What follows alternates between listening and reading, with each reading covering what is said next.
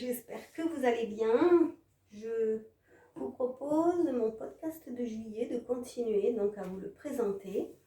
Je vous ai fait le vlog de la robe Dresde, donc vue par une grande débutante, juste avant donc la présentation de mon podcast. J'espère que ça vous aura plu. Bon, il y a marqué débutant, c'est dit, donc toutes les erreurs possibles qu'on peut faire, eh bien elles sont marquées, en tout cas toutes celles que j'ai faites. Et puis, eh bien, toutes celles que je ne referai pas par la suite en cousant donc cette robe Dresde. Voilà, de Direndo. Donc, je vous la présente sur mon mannequin, donc en double gaze, comme vous avez pu le voir sur la petite vidéo que j'ai présentée. Donc, en définitive, elle n'est pas compliquée du tout à coudre, ça je l'ai expliqué.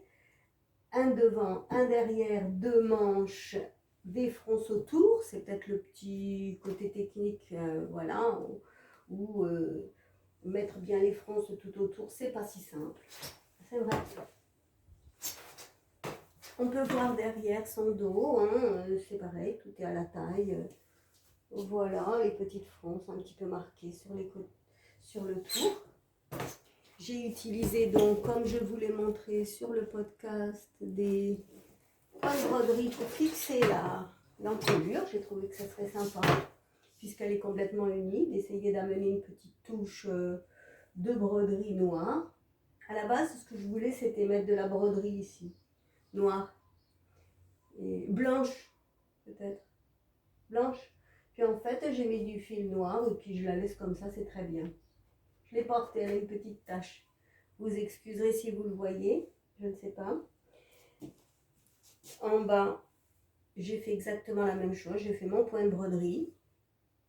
Alors, les erreurs à ne pas faire, une petite que j'ai apprise. Heureusement, je ne l'ai pas fait sur le col, je l'ai fait sur le bas. En fait, plutôt que de laisser courir la machine tranquillement, j'avais tendance à tirer, l'impression d'aider plus la machine en tirant, je sais pas. C'est du grand n'importe quoi. Ce qui fait qu'en tirant, automatiquement, ça dévie un petit peu le point où il n'était pas fait complètement. Donc à certains endroits, on peut voir que le point de broderie n'est pas exécuté totalement. Et que même, je veux dire, à certains endroits, ça se rapproche et à d'autres, ça s'éloigne. Donc là encore, voilà, j'ai appris ça. Il ne faut pas tirer. On tire que quand il y a vraiment des épaisseurs, sinon ça ne sert à rien. Bon, en même temps, c'est tout en bas, on ne va pas non plus regarder le bas. Et moi, je m'en fiche, ça ne m'empêchera pas de la mettre. Voilà, donc je vous la montre portée donc, en fin de vidéo, comme d'habitude. C'est comme ça que je termine mes vidéos. Donc, comme j'ai expliqué sur le vlog, j'ai pas compris comment on allonge des manches apparemment.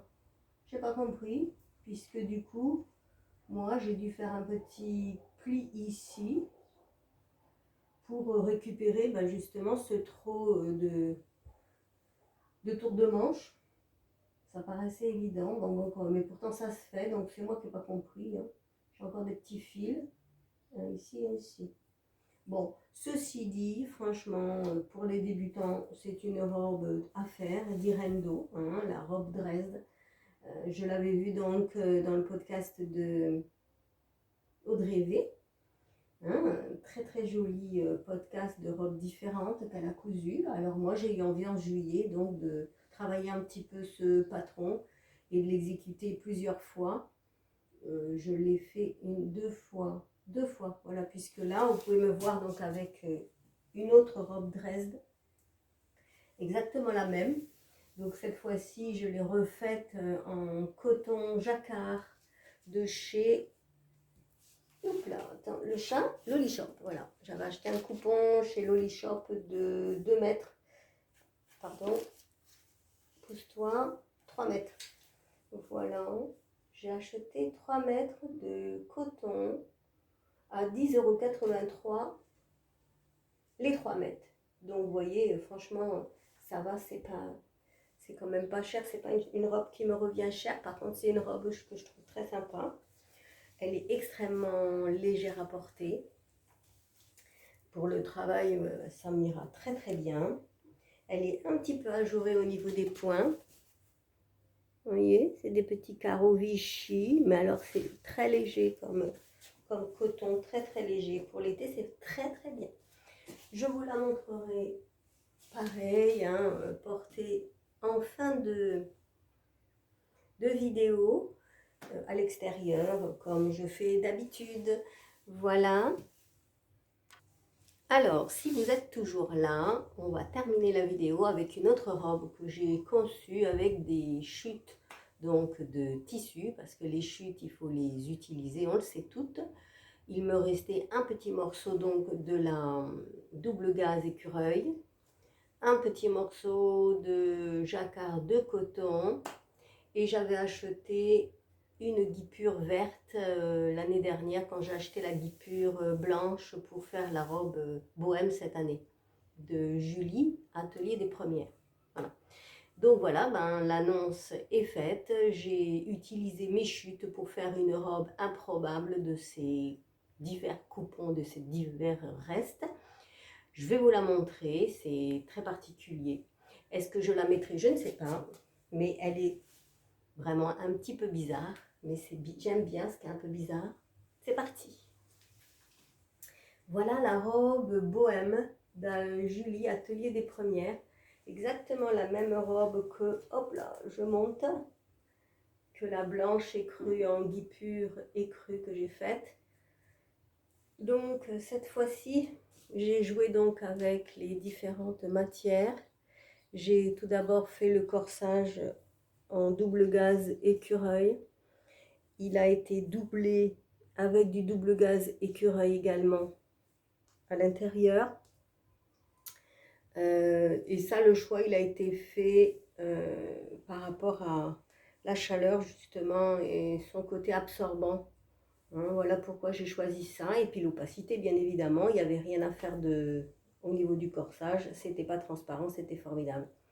Les basques, eh bien, il y a la basque centrale qui a été faite dans le jacquard de coton. Je n'avais plus de double gaze écureuil parce que ça aurait dû être celle du panneau central, mais j'en avais plus. Donc j'avais un reste de ce coton gris jacquard. Donc je l'ai mis. Et j'ai terminé par la guipure verte bouteille. Donc j'ai acheté, ben, je crois que c'est au coupon de Saint-Pierre, 3 mètres, 15 €. Voilà. Donc de la guipure, il m'en reste pour faire un autre projet un jour, je ne sais pas lequel pour l'instant, donc je l'ai rangé. J'ai donc exécuté les manches en guipure verte, puisque le transparent, comme je dis pour la blanche, c'est pas bien gênant au niveau des bras. Et à l'arrière, puisque j'avais encore une fois plus de double gaze écureuil, je l'ai cousu en jacquard de coton.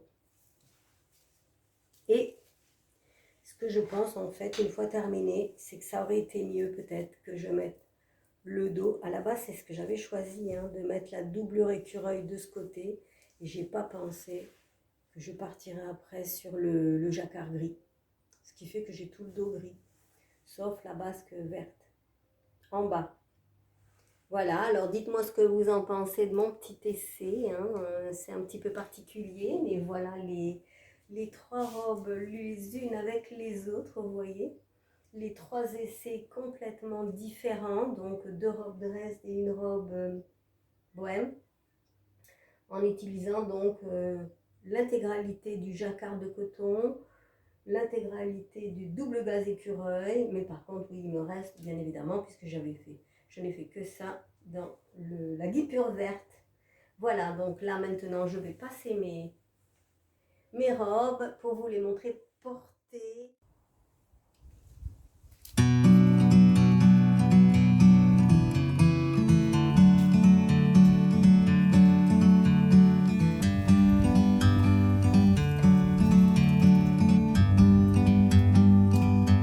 Like a bird on a tree, I'm just sitting here. I got time. It's clear to see from up here. The world seems small. We can sit together. It's so beautiful, you and me. We meant to be in the great outdoors,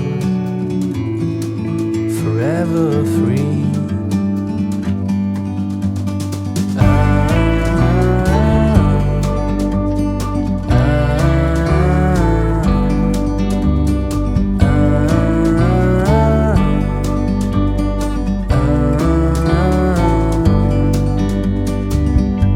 Sometimes you need to go and take a step back to see the truth around you. From a distance you can tell.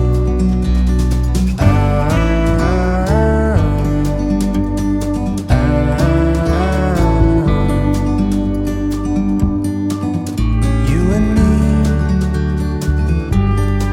were meant to be in the great outdoors, forever free. You and me meant to be in the great outdoors, forever free. Je vais vous présenter à la fin quand même dans ma petite vidéo la robe bohème portée, mais non pas figée comme j'avais montré sur la photo quand je l'ai faite. Quand je l'ai faite, c'était mes premiers podcasts et ça n'a rien donné. J'ai montré une ou deux photos. Point barre. Donc là, au moins, puisque je l'ai sur le dos, je me suis dit, je vous refais un petit shooting avec. Là, on ne peut pas l'avoir en entier. Vous la verrez donc dehors portée pour voir ce que ça fait, jusqu'où ça va au niveau des pieds, comment je l'ai montée. On verra beaucoup mieux en transparence que le troisième pan, je n'ai pas mis de doublure, histoire d'amener une légèreté encore comme pour les manches, puisqu'il n'y a pas besoin de se cacher des manches ou des jambes jusqu'au niveau des genoux. Donc j'ai monté les deux doublures intérieures et non pas trois jusqu'aux genoux, et ça vous pourrez le voir donc à l'extérieur avec ma petite vidéo, comme là on peut voir le bras. Vous verrez dans son intégralité donc ma robe portée. On court, mais on aime bien aussi vous montrer quand c'est joli. Enfin, moi, perso, je trouve qu'elle est très sympa. On me dit, peut-être un peu grande celle-là, je ne sais pas. J'adore. Franchement, j'adore la guipure. Pourquoi j'aime la guipure? Simplement parce que ça me rappelle le crochet. Franchement, quand on regarde, regardez ça, on a l'impression, ça pourrait être fait au crochet, ces petites fleurs. Mais bon, c'est beaucoup de temps passé pour les faire, quoi. Donc, quand j'ai vu le tissu, j'ai sauté dessus, je l'ai acheté tout simplement l'année dernière chez DS, donc il n'y est plus, je suis allée voir, mais il y en a d'autres, donc vous pouvez y aller.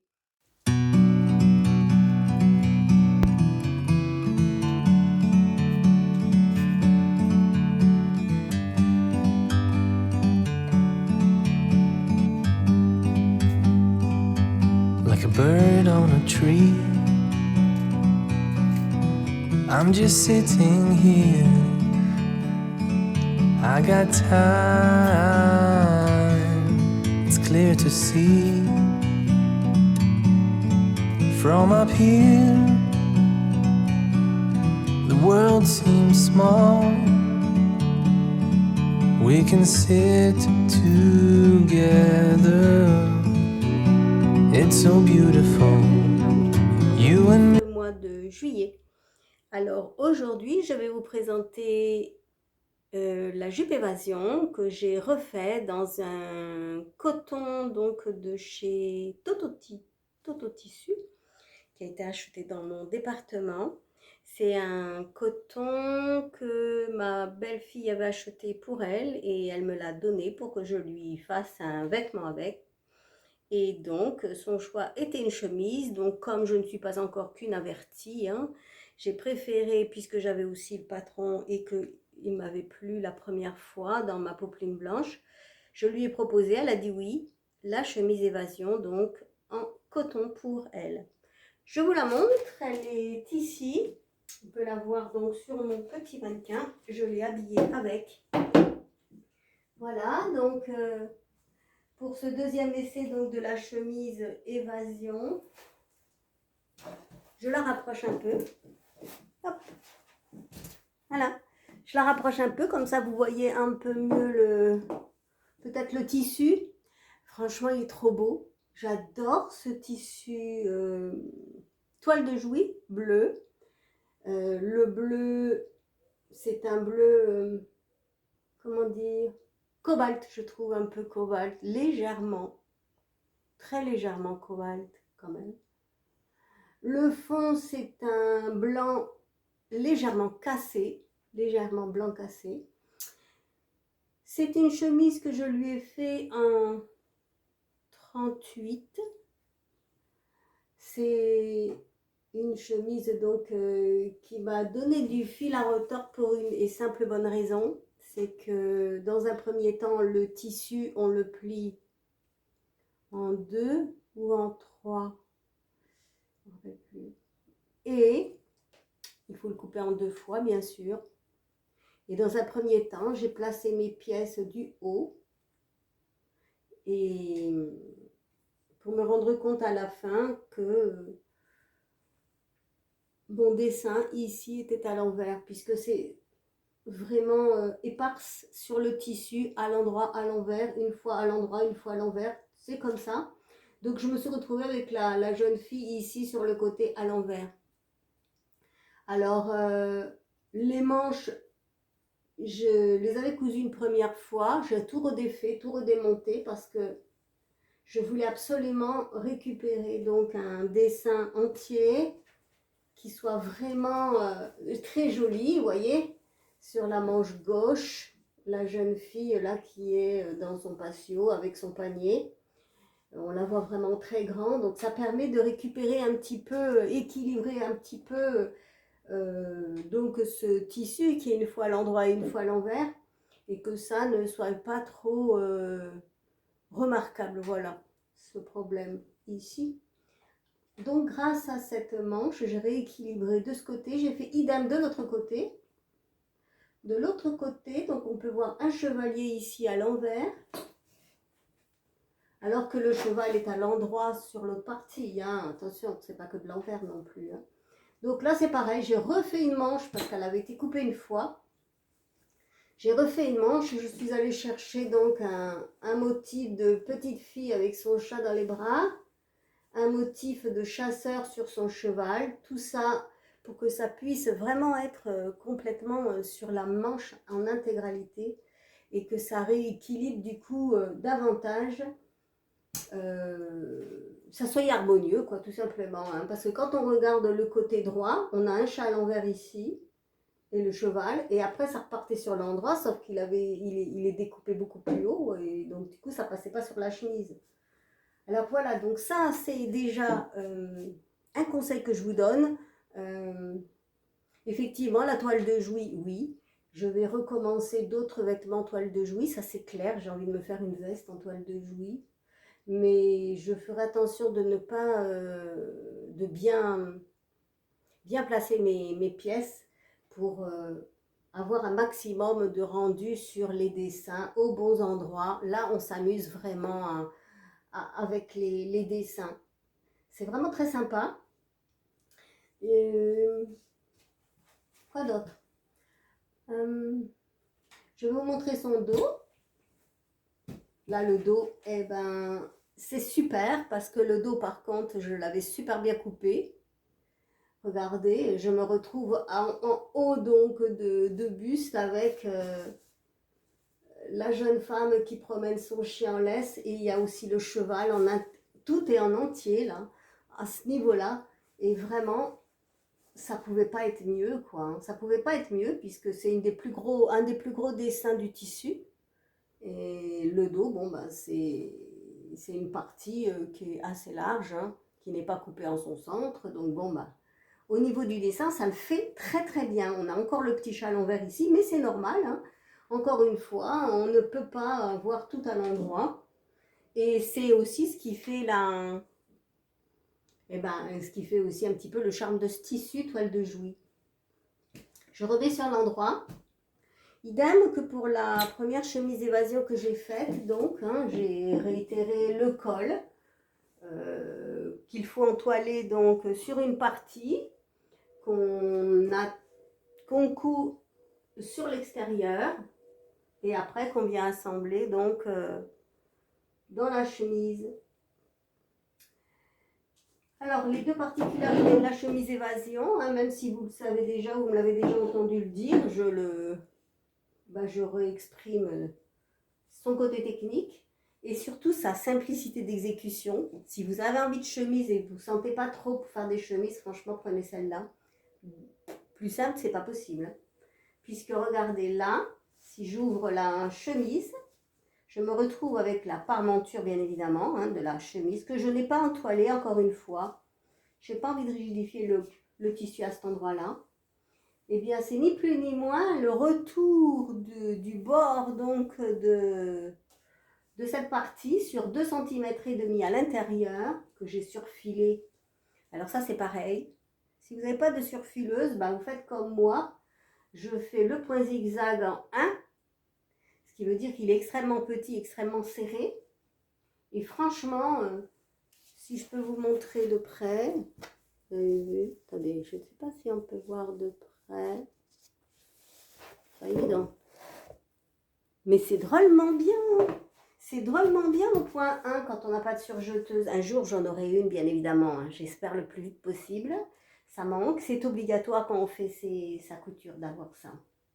Obligatoire. Mais bon, pour l'instant, on fait avec les moyens du bord. Donc, moi, j'ai donc, je vous dis, replié 2 cm et demi. J'ai installé avec ma boutonnière, parce que ça, c'est pareil, c'est hyper pratique hein, pour faire les boutons. La petite boutonnière qu'on adapte sur le pied le pied de biche, sur la machine à coudre. J'ai choisi donc bien évidemment un fil bleu marine hein, pour trancher sur le tissu fond blanc. C'est beaucoup plus joli en tissu bleu marine. Je vais acheter dès que possible une petite bouteille de colle spéciale pour figer les ouvertures donc de mes petites boutonnières hein, pour qu'il n'y ait pas d'effilochage qui se fasse. Donc voilà pour la patte de boutonnage, vous voyez, c'est exactement pareil de l'autre côté, 2,5. On passe un petit coup de point 1 zigzag et après on le coud en point 2,5 en écru de préférence, c'est mon choix pour le coup. Et j'ai adapté les petits boutons que j'avais reçus de chez Majam, rappelez-vous, en 12 mm, un peu plus gros que pour les polos de Monaciou, là les polos Williams. Du coup, ça va nickel. Il en fallait 6. J'en ai mis 6. Je sais pas si j'en avais mis 6 à l'autre, hein, mais sur celle-là, je sais pas, j'ai envie d'en mettre 6. Pour terminer, je recommence. Le col, donc, je l'ai fixé tout autour correctement, en tenant compte donc du milieu dos, bien évidemment, et en commençant à la fin donc de la patte de boutonnage ici. Et puis après, une fois qu'on a terminé ça, on pose un biais. J'ai choisi blanc, j'en avais pas d'autre en même temps, hein, bon, mais ça sera sympa. On prend un biais pour faire un col de propreté tout autour, comme ça on ne voit aucune démarcation entre la partie avant, le col, le dos, enfin, il y a tout qui se confond et qui va se cacher, qui est cousu à l'intérieur donc de mon biais blanc. Ça fait vraiment quelque chose de très propre. Voilà. Je vais terminer donc la chemise évasion avec le point technique le plus compliqué donc dans la conception. C'est quoi? Eh bien, c'est... Oh, il y a des petits fils encore à couper. Hein. C'est... comment ça s'appelle? Fente indéchirable.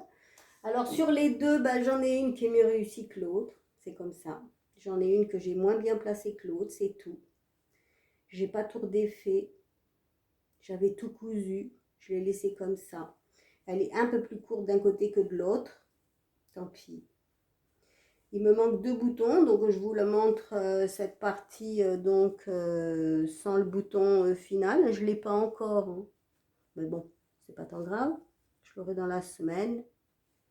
Je vais commander cette semaine. Donc encore une fois, là on peut voir bien la boutonnière.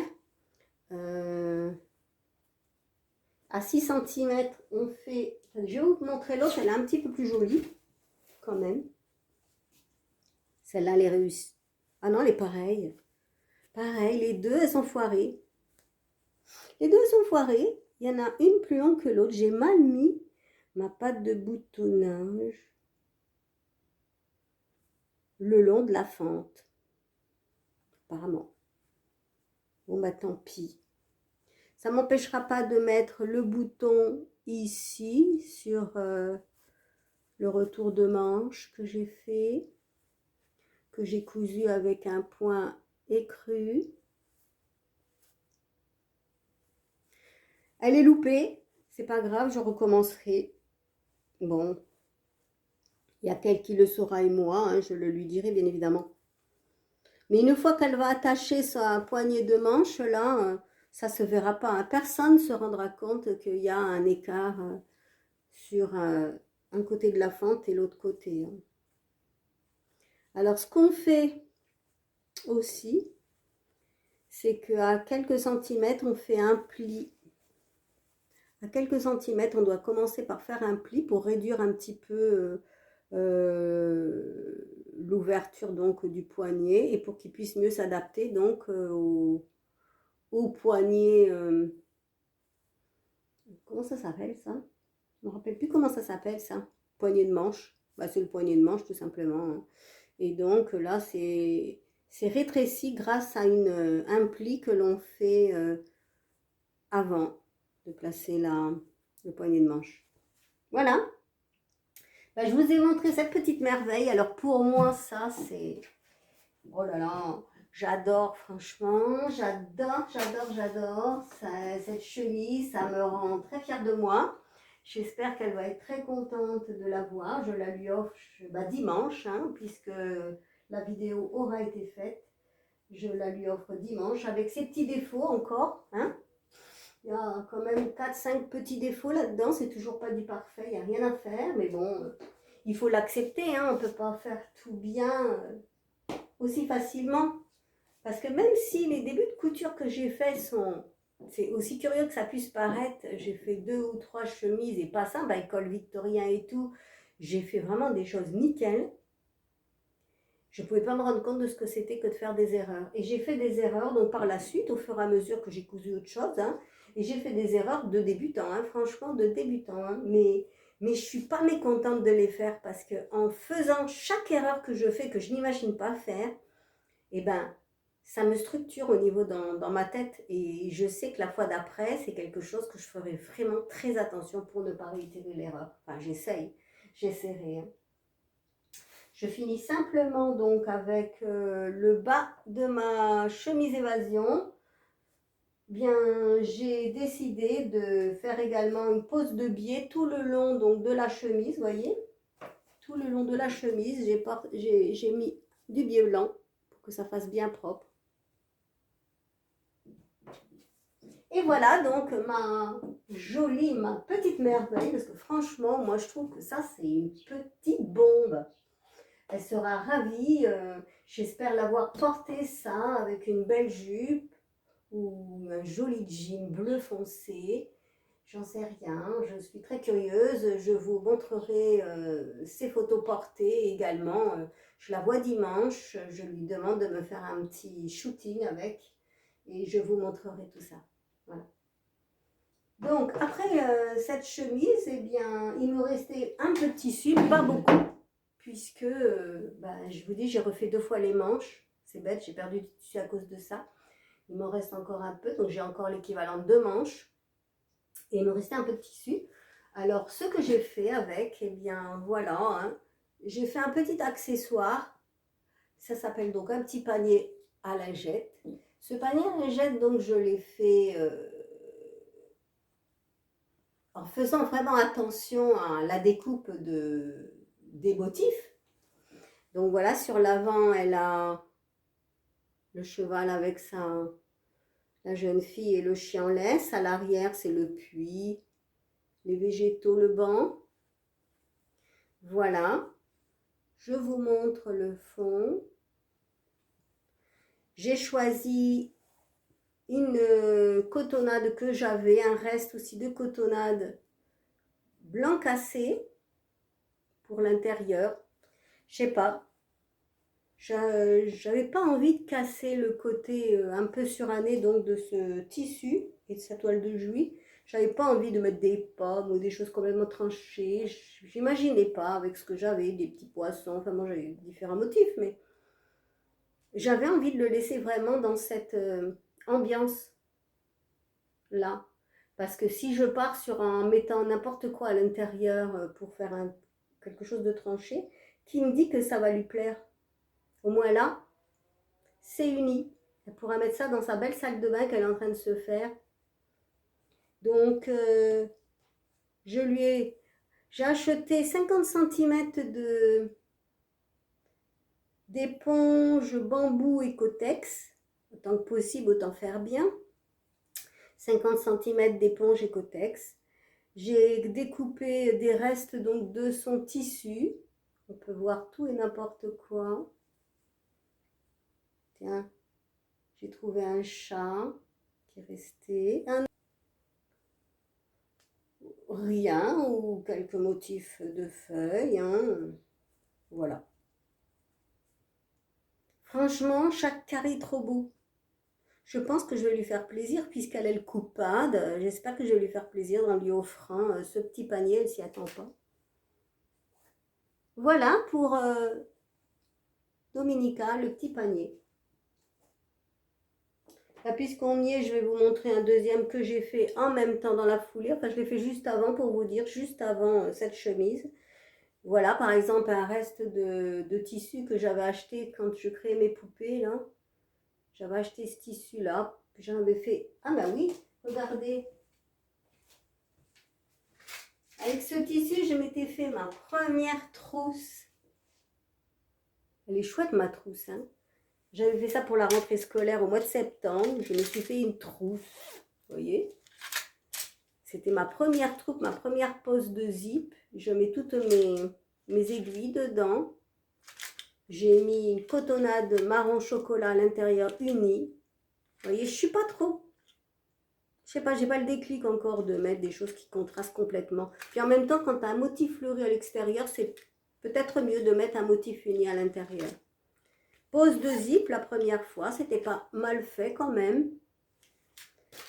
Et avec des restes que j'ai retrouvés, j'ai voulu tester donc ce panier à lingettes que voilà.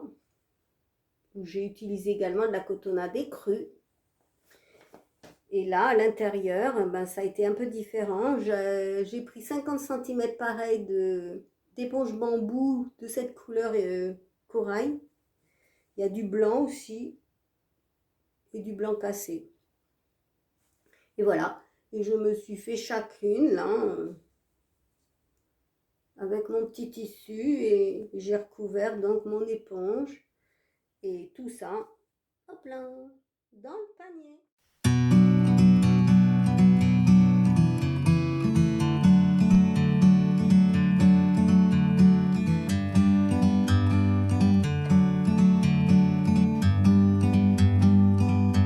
Like a bird on a tree,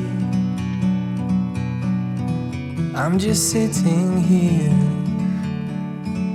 I got time, it's clear to see. From up here, the world seems small. We can sit together. It's so beautiful, you and me. We meant to be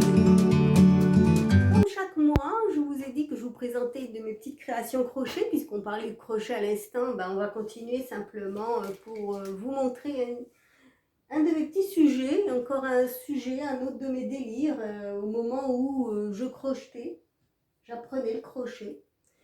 Voilà, donc j'ai fait ce petit lapin en coton. C'est un 3 également, hein, au niveau du crochet. Ça, c'est du 3 ou 3,5 que j'ai fait. Le lapin, lui, par contre, le corps, je l'ai fait en laine. C'est un reste de laine que j'avais. Donc les oreilles, c'est sa particularité, sont très grandes. Le lapin, lui, je l'ai fait donc en laine blanche. Il est entièrement, on peut entièrement le déshabiller, hein, parce que je faisais du crochet pour leur faire des vêtements. Je faisais des petits animaux ou des poupées pour leur faire des vêtements. Vous voyez, il a une chemise avec des points et à chaque fois j'adaptais des points différents pour pouvoir apprendre des nouveaux points au crochet. C'est un sujet que j'ai été récupéré à l'époque sur Etsy. C'est une créatrice russe qui n'existe plus actuellement. Vous imaginez bien, puisque on ne peut plus accéder, ils ne peuvent plus sortir, ils ne peuvent plus vendre, ils ne peuvent plus rien faire avec la guerre en Ukraine. Donc je ne me rappelle plus son nom, c'est un nom russe un peu compliqué, mais bon, vous ne le trouverez pas en ce moment, puisque, encore une fois, leurs chaînes sont fermées. Donc voilà, les chaussures, la particularité des pieds également, ce sont des très gros pieds. Tout ça, c'est complètement, on peut le déshabiller. Moi, mon lapin, on peut le déshabiller entièrement. Là, vous voyez? Voilà son pied, qui se fait en 2 parties. Son pantalon. Enfin voilà, ça c'était mes délires, hein, à l'époque. Je vous ai dit que je vous en montrerai un à chaque fois. Voilà, avec ces petits yeux de sécurité, hein, toujours AliExpress. Les petits boutons. AliExpress. Voilà, je m'amusais vraiment beaucoup avec mes petits sujets. Mais je ne regrette pas d'avoir arrêté pour me faire la couture, hein, mais ils restent quand même avec moi. Je n'ai pas de petits-enfants pour l'instant. Donc, il reste avec moi mes petites créations au crochet. Voilà. Allez, sur ce, je vous laisse et je vous dis à très bientôt pour vous montrer d'autres couverts.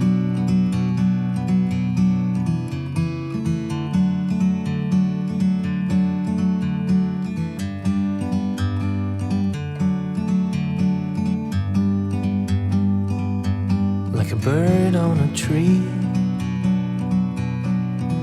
I'm just sitting here. I got time, it's clear to see. From up here, the world seems small. We can sit together. It's so beautiful, you and me. We meant to be in the great outdoors, forever free.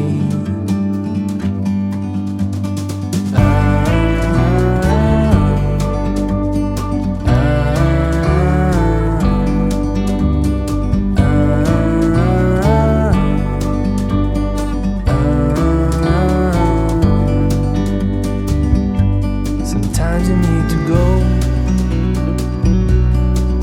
and take a step back to see the truth.